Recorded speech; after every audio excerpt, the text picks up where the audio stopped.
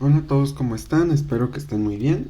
El día de hoy vamos a comenzar con un tema nuevo que es el uso de estructuras de datos en Haskell y seguir repasando pues esta idea de lo que es la recursión, ¿no? Justamente ya con estas nociones de lo que son en particular las listas vamos a poder hacer funciones recursivas un poquito más detalladas, ¿no?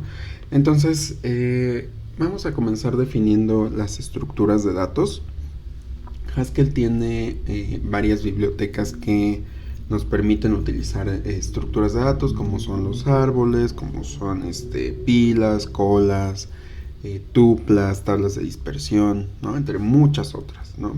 Sin embargo, la mayoría de estructuras de datos, o las más usadas en estos lenguajes, son las tuplas y las listas, ¿no? Entonces vamos a centrar nuestro estudio de momento solo en esas dos estructuras, y si llegamos a necesitar otra pues ya platicaremos cómo se define, ¿no?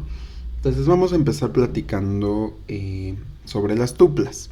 Entonces las tuplas básicamente son estructuras que almacenan dos o más datos, que no necesariamente tienen que ser del tipo. Puede tener una tupla, por ejemplo, con un entero y dos booleanos, o con una cadena y cuatro caracteres, ¿no? O sea, no tienen que ser iguales, ¿no? Y estas tuplas pues las voy a definir con paréntesis, ¿no? Pongo paréntesis y separo sus elementos por comas. Algo importante es que cuando yo defino una tupla, una vez que ya está creada, no voy a poder cambiar su tamaño, es decir, no le puedo añadir más elementos, ¿no? Entonces vamos a hacer una primera función que haga uso de tuplas para que sirva de ejemplo, y lo que voy a hacer es definir una función que resuelva una ecuación de segundo grado usando pues ya la famosa fórmula general, la chicharronera de segundo grado. Y aquí algo que es importante, bueno, tal vez no importante, pero en una práctica ustedes ya les pedí que resolvieran este ejercicio, ¿no? De definir una función, pero la separamos, ¿no? Justamente una parte calculaba el valor de x1 y otra parte calculaba el valor de x2. Entonces con las tuplas yo puedo integrar ambos resultados en la misma función. Entonces voy a llamarle a esta función ecuación cuadrática, eqcuad, que pues va a recibir los valores de ABC de la fórmula de segundo, bueno, de la ecuación de segundo grado. Y lo que nos va a regresar esta función en este caso es una tupla. La tupla va a tener dos elementos. El primer elemento es el valor de x1 y el segundo valor es el elemento de x2. Entonces, justamente como voy a devolver una tupla y las tuplas se denotan con paréntesis separados por comas, pues vamos a ponerlo de esta manera. Entonces, esto lo que me está devolviendo es una tupla que va a tener justamente como lado izquierdo un flotante y como lado derecho otro flotante, ¿no? Entonces, si yo digo, pues quiero calcular la ecuación cuadrática de A, B y C, pues lo que tengo que hacer es primero calcular x1, ¿no? Que básicamente es multiplicar b por menos 1, que es menos b, y la fórmula me dice más menos la raíz cuadrada de, bueno, la raíz cuadrada de b cuadrada, ¿no? Todo esto. Entonces, en lugar de ponerlo en una sola, pues vamos a hacer primero el caso de más, ¿no? Que es la raíz cuadrada de b al cuadrado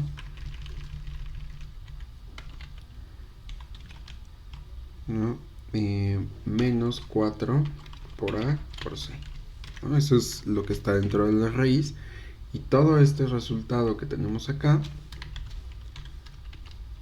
porque aquí, perdón que se me estén yendo esas diagonales, todo eso lo vamos a dividir entre 2 por a, ¿no?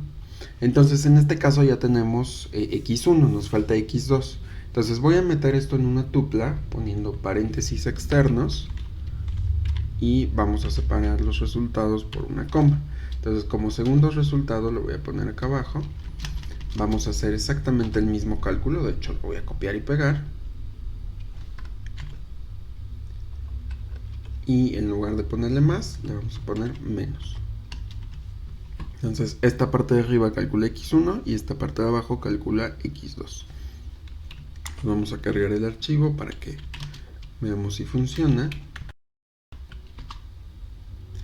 Aquí tenemos unos errores. Claro, porque acuérdense que los negativos van entre paréntesis.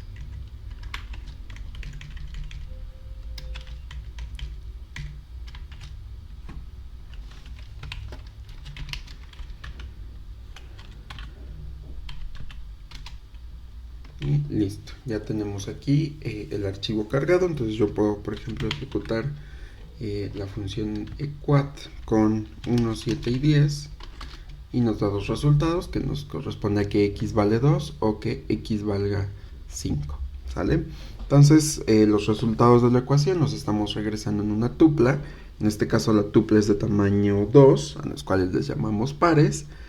Y pues vemos justamente el resultado de la ejecución, ¿no? Entonces así puedo devolver resultados o funciones de forma que tengan dos posibles respuestas, ¿no? Entonces este tipo de tuplas, los pares, son creo que los más utilizados. Digo, uno puede usar tuplas de cualquier tamaño, pero casi todo el mundo prefiere usar las tuplas. Y con las tuplas tenemos dos funciones muy importantes, ¿no? Por ejemplo, vamos a guardar esto en una variable par.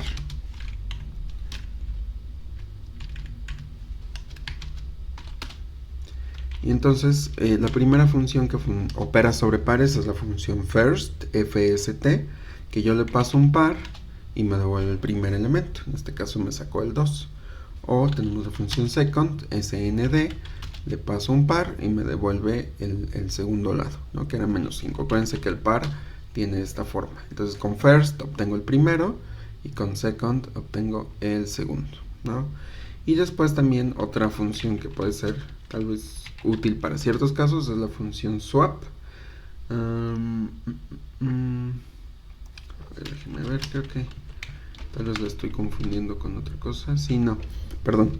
Swap, sí existe swap como para intercambiar los valores de la tupla, pero ese swap justamente tenemos que importar algunas bibliotecas. Entonces de momento solo con first y second es suficiente, ¿sale? Entonces ahora vamos a ver a las listas, ¿no? Entonces las listas se definen de manera recursiva, son estructuras recursivas. A lo mejor en su curso de estructura de datos las definieron como cadenitas de nodos, donde pues un nodo está conectado por una liga a otro nodo, lo que llamamos o conocemos como listas ligadas. Pero para este tipo de cursos pues no vamos a tener referencias a otros nodos, porque como bien mencionamos estamos evitando el estado, no estamos alterando nada en memoria. Entonces para definir las listas vamos a usar su definición formal y vamos a decir o definir las listas de esta forma. Vamos a decir que una lista es alguna de las siguientes.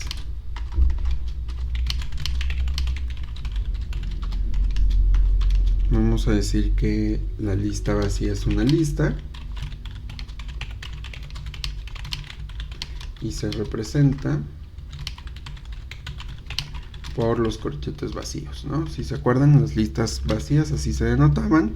Y voy a decir que si X es un elemento de un conjunto A y XS es una lista con elementos de A, acuérdense que las listas solo pueden ser de un tipo, o sea, todos sus elementos tienen que ser del mismo tipo.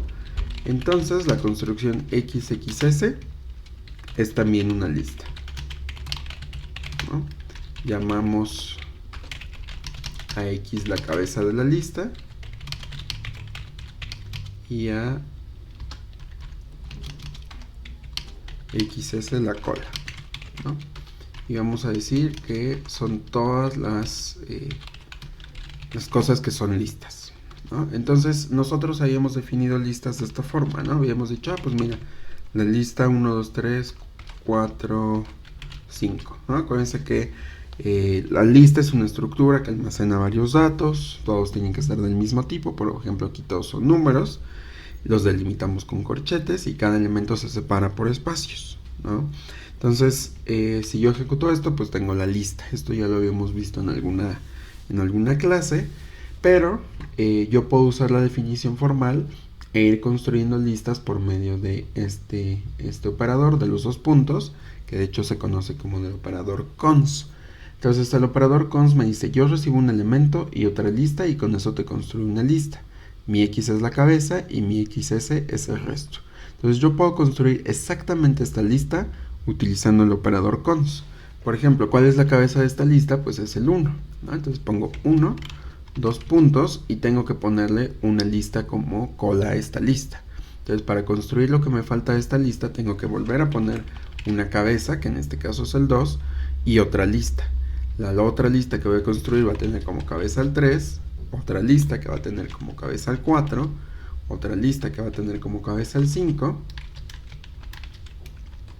Y aquí, justamente, como el 5 ya no tiene, o bueno, la lista asociada a esa lista está vacía, o ya no hay elementos, pues justamente la cola de esa lista es la vacía, ¿no?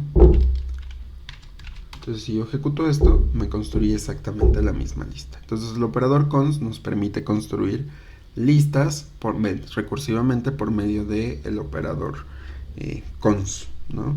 De hecho, algo que también es algo que tal vez no habíamos mencionado, es que las cadenas son listas, ¿no? Si yo escribo ciencias, esto es una lista. ¿A qué hace referencia? A una lista de caracteres, ¿no?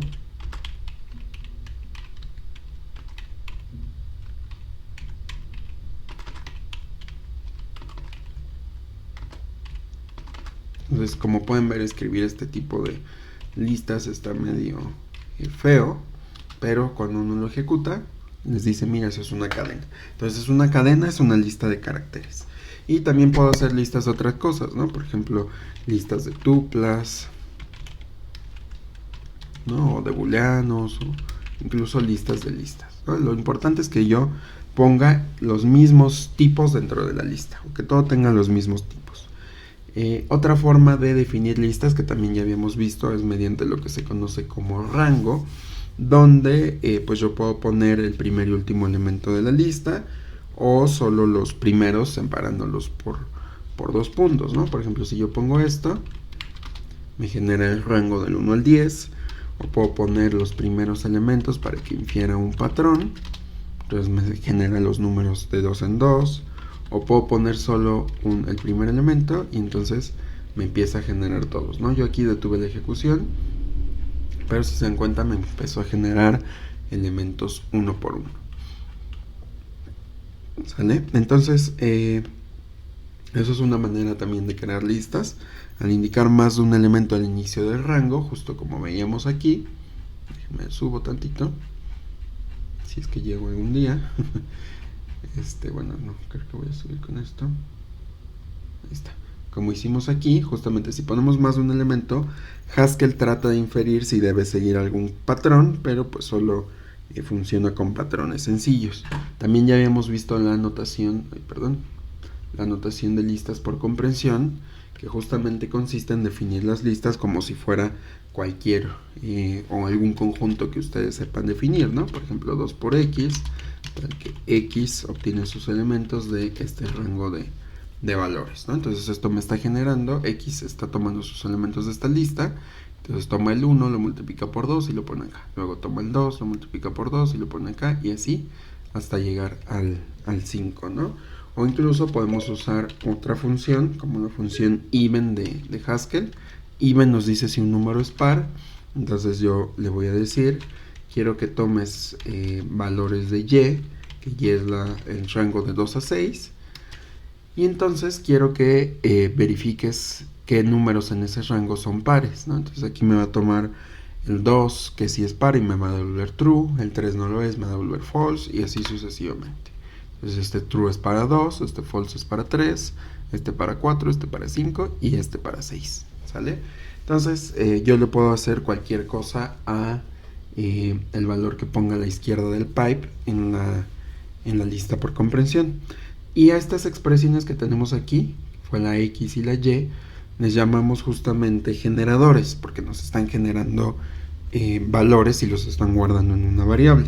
Entonces podemos tener más de uno en una lista por comprensión, simplemente separándolos por comas, ¿no? De hecho, también podemos usar guardias aquí dentro para filtrar los valores producidos por los generadores. Una guardia es básicamente una condición. Entonces, si la guardia es verdadera, se mantiene el valor de la lista, y en caso contrario se quita, ¿no? Por ejemplo, vamos a definir una función factores, ¿no? Que nos devuelva los factores de un número entero, ¿no? Los factores son básicamente los números que pueden dividir a ese número, ¿no? Es función que obtiene los factores de un número entero, ¿no? Entonces factores es una función que va a recibir un entero y nos va a devolver una lista pues con los factores de ese número entero, ¿no? Entonces factores de n lo puedo definir como una lista por comprensión, donde cada elemento de esa lista va a venir de un rango desde 1 hasta n, ¿no? Que es el número que me van a pasar. Por ejemplo, si quiero los factores de 10, pues yo tengo que analizar los números del 1 al 10 para ver cuáles de esos son factores, ¿no? Y entonces, ¿cuáles van a ser factores? Pues aquellos que siendo divididos por n, ¿no? O más bien divididos en donde n dividida por esta x que estoy generando, pues no se vuelva con el módulo 0, ¿no? Entonces, módulo n con x igual a 0, ¿no? Y esa es mi lista por comprensión, y con esto ya puedo generar factores, ¿no? Entonces aquí primero tomo un elemento de acá, por ejemplo el 1, y veo n módulo 1 es igual a 0, sí o no. N módulo 2 es igual a 0, sí o no. Y así sucesivamente, ¿no? Entonces vamos a recargar el archivo para ver qué pasa. Y entonces hacemos factores de 10. Nos trae esta lista. ¿Por qué? Porque el 1 módulo 10 es igual a 0. El 2 módulo 10 también. ¿No? Más bien el 10 módulo 2 es igual a 0. El 10 módulo 5 es igual a 0. Y el 10 módulo 10 es igual a 0, ¿no? Y todos los demás números dieron distinto de 0, y por eso no los dejó en esta lista, ¿sale? Entonces, algunas funciones que tienen las listas, por ejemplo, voy a guardar esta para hacer algunas pruebas, pues son, por ejemplo, head de una lista nos devuelve el primer elemento, tail de una lista nos devuelve la cola de esa lista, ¿no? Tail en inglés es cola. Last de una lista, last nos devuelve el último elemento. Init de una lista nos devuelve la lista sin el primer elemento. No es cierto, perdón, la lista sin el último elemento. Length nos devuelve la longitud de la lista. Por ejemplo, mi lista tenía 4 elementos, la longitud es el número de elementos. Null nos indica si la lista está vacía, en este caso es falso porque sí tiene elementos, pero si yo hago null de la vacía, pues nos devuelve true. Reverse voltea las listas, entonces el último elemento ahora es el primero y el primero es el último. Take nos permite tomar elementos de una lista, por ejemplo, quiero 2 de mi lista, entonces me trae únicamente los primeros 2. Drop es el análogo a take, pero en lugar de tomar elementos los quita, entonces le digo quiero que quites 2, entonces me deja la lista sin los primeros 2 elementos. Y elem nos dice si un elemento dado está contenido en la lista. Por ejemplo, si yo quiero saber si el 5 está en la lista, me dice true, ¿no? Pero si por ejemplo pido un elemento que no está en la lista, por ejemplo elem 20, vemos que no está en esta lista, entonces nos devuelve false, ¿sale? Entonces, pues así funcionan las listas, así funcionan las tuplas, y pues ahora ya podemos hacer algunos ejemplos de funciones recursivas, ¿no? Entonces en Haskell y en la mayoría de lenguajes declarativos, no solo funcionales, como ya hemos platicado en varias ocasiones, la recursión es un concepto muy importante, pues a diferencia de los imperativos no tenemos con while, no tenemos for, ¿no? O sea, no tenemos una estructura que nos permita repetir, ¿no? Entonces, en su lugar justamente hacemos uso de la recursión. Entonces, para definir funciones recursivas, como ya hemos estado haciendo, simplemente hay que especificar el caso base y el caso recursivo. Entonces, una forma de hacer esto, también ya lo habíamos visto, es mediante condicionales. Por ejemplo, vamos a definir la función Fibonacci, ¿no? Fibonacci de un número nos permite calcular números en términos de los valores anteriores, ¿no? Por ejemplo, Fibonacci de, no sé, Fibonacci, vamos a poner la sucesión, empezamos con 1, después 1, esos son los primeros dos valores, entonces a partir de aquí voy sumando los dos anteriores, 1 más 1 es 2, 1 más 2 es 3, 2 más 3 es 5, 3 más 5 es 8, y así sucesivamente. Entonces yo quiero una función que yo le diga, quiero que me des el enésimo número en la sucesión de Fibonacci. Por ejemplo, si le pido el 1, pues me va a dar este, si le pido el 0 este, si le pido el 2 este, el 3, el 4, el 5, ¿no? Entonces, vamos a hacer una función que calcule el Fibonacci de un número. Entonces, Fibonacci es una función que va a recibir un entero y nos va a devolver un entero, ¿no? Entonces, yo puedo definir Fibonacci con una guardia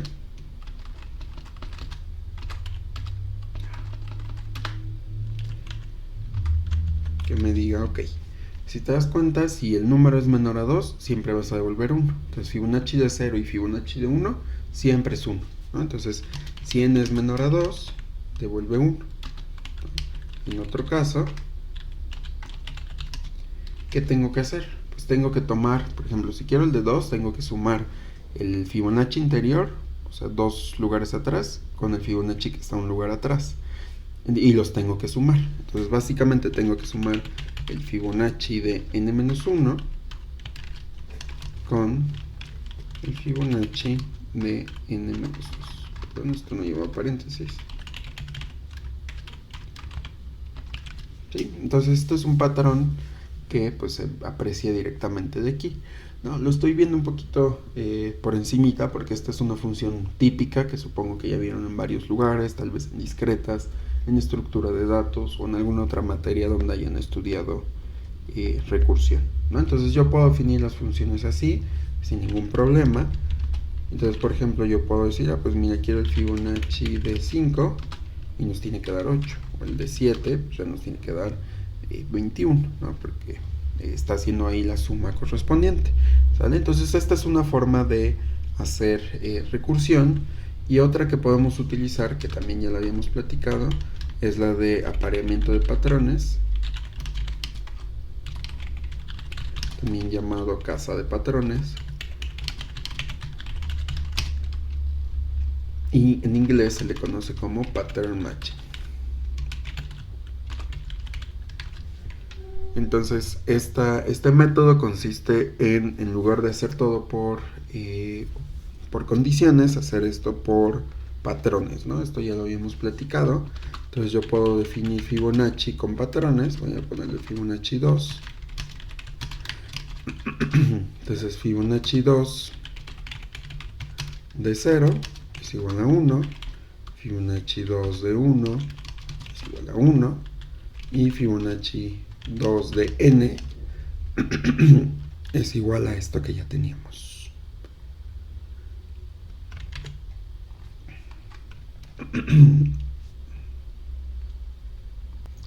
Entonces, esta función ya la puedo utilizar de la misma manera. Vamos a recargar. Y Fibonacci 2 de 5, pues me sigue dando 5, ¿no? Entonces podemos usar recursión básicamente para resolver cualquier problema. Ahorita solo estamos definiendo, por ejemplo, funciones con números, ¿no? Podríamos definir otra para sumar los primeros elementos de los primeros n números naturales. Ya habíamos hecho eso antes, pero lo habíamos estado haciendo con condiciones, ¿no? Entonces puedo reescribir esa función también, que suma los primeros números naturales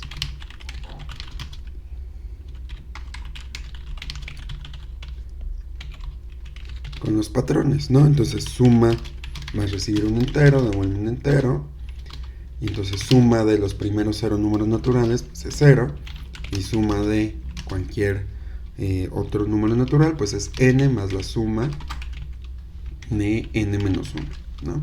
Entonces si yo recargo el archivo y digo suma de, por ejemplo, 8, pues me está sumando los primeros 8 números naturales y nos trae un 36. Entonces esta forma de especificar funciones es muchísimo más clara que estar verificando condiciones. Ambas nos están dando, digamos, los mismos resultados, pero ya no tengo que estar pensando como qué condición se tiene que cumplir, sino que nada más digo, mira, para estos valores así se hace. Desde aquí, por ejemplo, estamos poniendo el 0, el 1, porque son valores o patrones que tienen los enteros. Pero si yo cambio el tipo de dato, por ejemplo, un booleano, pues aquí puedo poner true y false, o si tengo un flotante puedo poner números con decimales, o si tengo un char puedo poner caracteres, si tengo un string puedo poner cadenas, y pues justo para lo que lo vamos a usar ahorita será con estas estructuras que acabamos de ver, las tuplas y las listas. Entonces yo puedo definir funciones recursivas usando también esas estructuras. Por ejemplo, vamos a suponer, ya habíamos visto la función length. Por ejemplo, esta lista tiene longitud 3. Entonces, ¿por qué no? Vamos a definir nuestra propia versión de length. Le vamos a poner longitud. Entonces vamos a definir una función que calcula la longitud de una lista.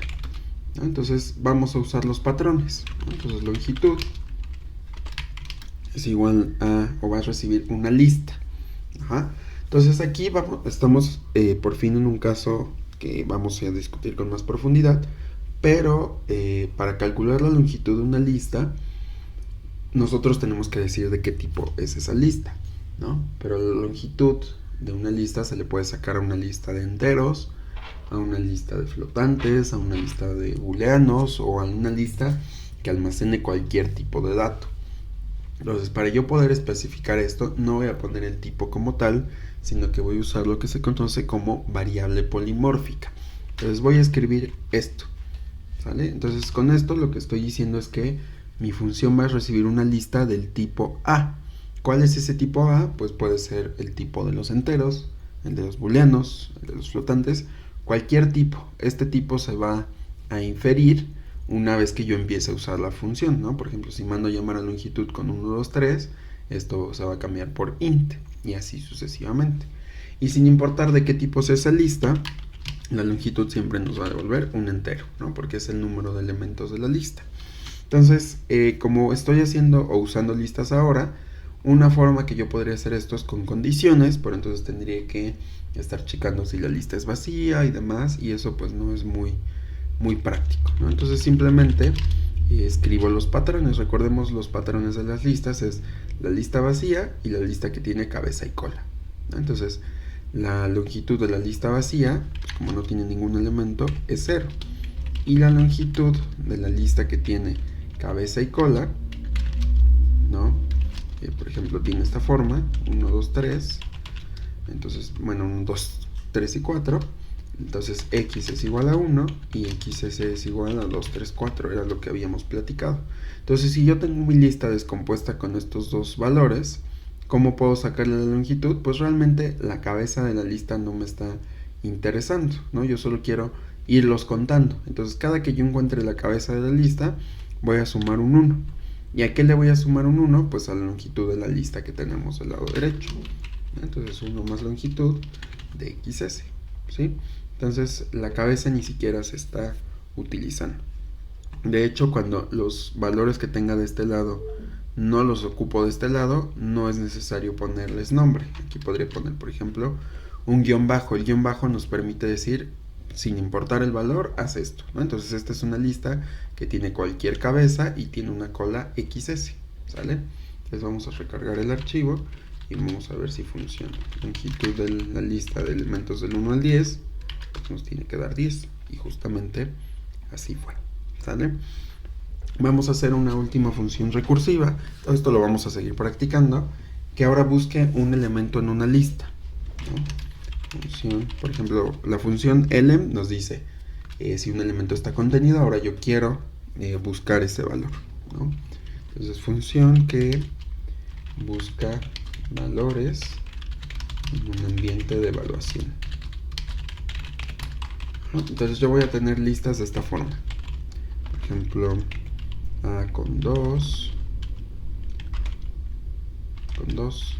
voy a tener, no sé, B con 3, y así sucesivamente. Entonces, si yo le digo a la lista, a la función, quiero que me busques A, me tiene que dar el 2. Quiero que me busques B, me tiene que dar el 3 y así sucesivamente. Entonces, tengo que usar funciones de tuplas o detectarlas con un patrón. Entonces, esa función la vamos a llamar busca, ¿no? Entonces, busca va a recibir el carácter que quiero buscar en la lista que tiene las tuplas de carácter y entero. Es una lista de tuplas, ¿sí? Así se denota. Entonces las tuplas que va a tener la lista van a estar formadas por un char y un int. Y al final voy a devolver un int, que es el char que estoy buscando. Entonces quiero comparar este char con el primer elemento de cada tupla que tiene mi lista. Entonces, si quiero hacer esto recursivamente, evidentemente mi caso base es la lista vacía, ¿no? Entonces, no importa qué carácter esté buscando en la lista, si la lista está vacía, pues nunca lo voy a encontrar. Entonces, en este caso puedo devolver un error. Entonces, sin importar el carácter, pero con la lista vacía, voy a devolver un error que justamente nos diga que es una variable no encontrada. Bueno, valor no encontrado, por ejemplo, ¿no? Y en caso de que sí tenga un símbolo, que ahí sí ya me importa, por ejemplo C, y tenga una lista de tuplas de I, B, ¿no? Bueno, no, de hecho esto está mal puesto. Tengo una lista que tiene como cabeza, dado que la lista guarda tuplas, su cabeza va a ser una tupla. Entonces va a ser una lista que tiene, por ejemplo, I, B, ¿no? Con la lista XS, ¿no? Entonces, si yo tengo una lista de esta forma, la voy a poner entre paréntesis para que sepa que es una sola cosa. Entonces, yo ahorita estoy viendo la cabeza de la lista y estoy buscando este carácter. Entonces, la única forma de que esto me devuelva el valor es si C es igual a I. En caso de que C sea igual a I, pues ya devuelvo B. Pero si no lo es, tengo que seguir buscando aquí, ¿no? Entonces, voy a tomar esa decisión con guardias, ¿no? Vamos a decir, si C es igual a I, devuelve B, ¿no? En caso contrario, otherwise, vamos a seguir buscando esta C, pero ahora la vamos a buscar en la cola de la lista, ¿sale? Entonces, si yo recargo, le digo, quiero que busques el valor de A en esta lista, que tiene A con 2, que tiene a B con 3, y tiene, no sé, a C con 4, pues me devuelve, por ahí escribí algo mal,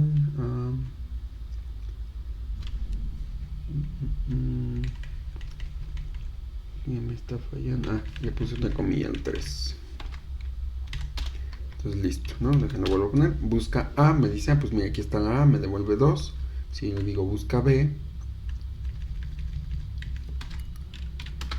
me devuelve 3. Si le digo busca C, me va a devolver 4. Pero si no, o si pongo una letra que ni siquiera está, me va a decir que el valor no fue encontrado, ¿no? O si busco en la lista vacía, también me va a decir lo mismo. Entonces estas son otras formas de programar, así se manejan las listas, así se maneja el pattern matching, y entonces lo que haremos en las siguientes semanas será estar haciendo ejercicios hasta que se vayan familiarizando con este tipo de funciones. Ahorita si tienen dudas con esto es normal, no se preocupen, en la clase vamos a replicar otra vez estas funciones y vamos a ver paso a paso cómo es que van trabajando, ¿sale? Entonces hasta aquí la lección de esta semana. Cualquier duda, ya saben, me pueden contactar y pues yo los veo después. Se cuidan. Bye.